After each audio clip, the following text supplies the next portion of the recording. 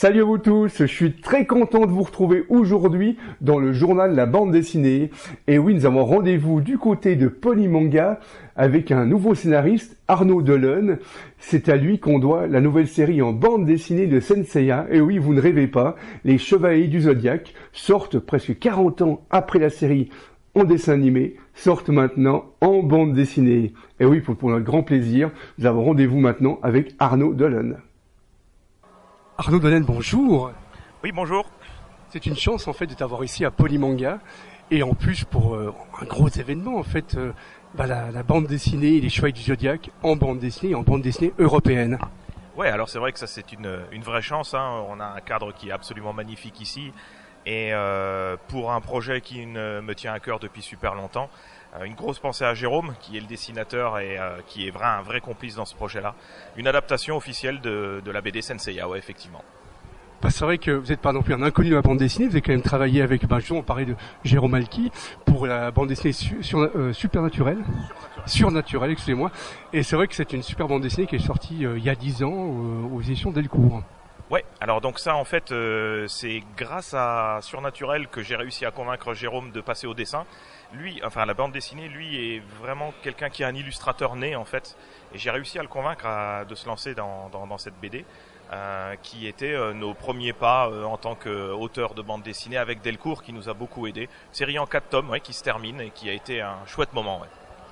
Et en même temps, c'est un grand cadeau pour nous parce que 10 ans après, vous revenez avec la série Senseiya. Et en même temps, c'est impressionnant. Comment est-ce que vous avez réussi à faire une bande dessinée et surtout sur Les Chevaliers du Zodiaque, qui est quand même un monument du dessin animé et souvent du manga aussi. Alors, effectivement, il y a deux personnes qui ont été déterminantes dans le succès. La première, c'est Jérôme, parce qu'il avait déjà réussi avant à faire une adaptation officielle d'Albator, Captain Harlock, avalisée, adoubée par Leiji Matsumoto. Et c'est une collection c'est une série qui a lancé les débuts de la collection Classics chez Kana et qui a très bien marché. La deuxième personne, c'est bien sûr Christelle Oulins, qui a eu avec Jérôme l'idée d'adapter toutes ces séries qui nous ont fait rêver quand on était plus jeunes, des dessins animés en une BD franco-belge. Donc en fait, avec cette casquette, cette volonté d'adapter en France des séries qui ont eu beaucoup de succès, c'est le deuxième pays du manga, la France, et le succès d'Harlock, les négociations avec les Japonais ont été beaucoup plus simples. Ouais. C'est vrai que pour ceux qui ne connaissent pas Jérôme Alki, c'est quand même un grand dessinateur de bande dessinée, surtout on l'a connu maintenant avec justement Albator ou Captain Harlock, et c'est vrai que ça faisait des années qu'il travaillait aussi bien sur les illustrations, sur les pochettes de DVD, et c'est vrai que c'est un tout grand du dessin animé. Ouais, alors donc je vais pas être objectif quand je vais parler de Jérôme parce que c'est mon ami depuis 28 ans maintenant et effectivement moi je l'ai connu tout petit, c'est-à-dire dans des salons où il faisait quelques commissions et il commençait à se faire un nom. C'est d'ailleurs grâce à lui que j'ai rencontré mon épouse qui était une de ses grandes fans, grand fan de son travail. Et je l'ai vu franchir les étapes les unes après les autres. Il a gagné énormément en maturité. Je crois que notre rencontre l'a aussi un petit peu aidé moi sur le scénario. Donc à lui vraiment se concentrer sur le dessin. Et puis il a commencé à faire ses jaquettes de DVD. Il a décidé, et c'était courageux de sa part, d'arrêter son boulot d'ingé pour faire du dessin à temps plein. Et là continuer sans cesse à progresser. Et là pour moi je travaille dans le spatial, donc moi je le vois comme une fusée à plusieurs étages.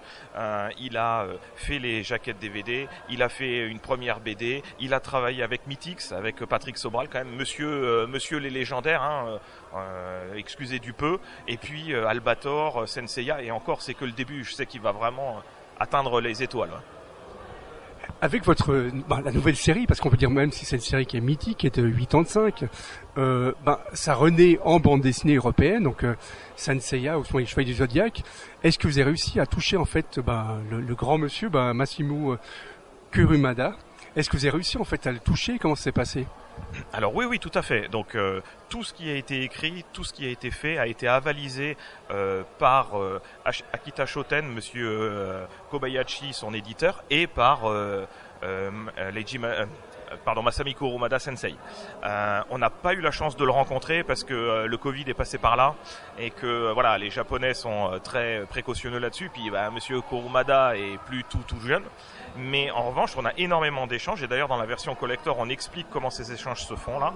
Et c'est un superbe cadeau que nous a fait Maître Kurumada et son éditeur Akita Shoten de nous accompagner dans ce projet-là, de nous donner toute une palette de liberté artistique pour ajouter des éléments inédits dans la BD, tout en s'assurant qu'on respecte bien l'esprit qui est celui que souhaite avoir Maître Kurumada, quoi, en fait.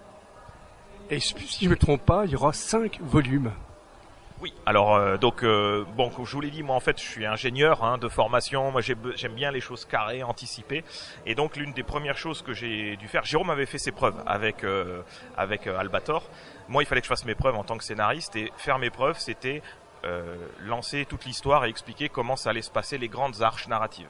Et donc dès le départ on s'est mis d'accord sur 5 tomes avec les éditions Kana. Pour une raison assez logique, il y a 5 personnages de bronze principaux, donc 5 albums, chacun centré un petit peu sur un des personnages. Et donc du coup, j'ai écrit mon histoire, elle a été validée par le Japon et Maître Kurumada, et donc oui, effectivement, on sait dès le départ qu'aujourd'hui, il y aura 5 tomes, et on a cette assurance-là, ce qui permet vraiment de déployer toute l'histoire, et là encore, de le faire par étapes. Et ma dernière question, vous qui êtes scénariste, est-ce que c'est pas trop dur de dire voilà, on doit s'arrêter au bout du 5e, j'aimerais raconter l'autre histoire? Alors moi là-dessus, je suis hyper à l'aise. C'est qu'en fait, moi je n'aime pas, en tant que lecteur, je n'aime pas quand on commence à délayer la sauce, quand le succès arrive et qu'on fait que tiens, on va rajouter un truc mais c'est pas tout à fait cohérent, mais c'est pas grave. Donc moi j'adore au contraire savoir que il y a un début, un milieu et une fin, et puis si la passion est encore là, et je suis sûr qu'elle le sera, on se lancera dans un autre projet et ce sera d'autant mieux. Alors je vous remercie beaucoup Arnaud Adon pour ce moment avec vous. Merci à vous, c'est super sympa. Merci.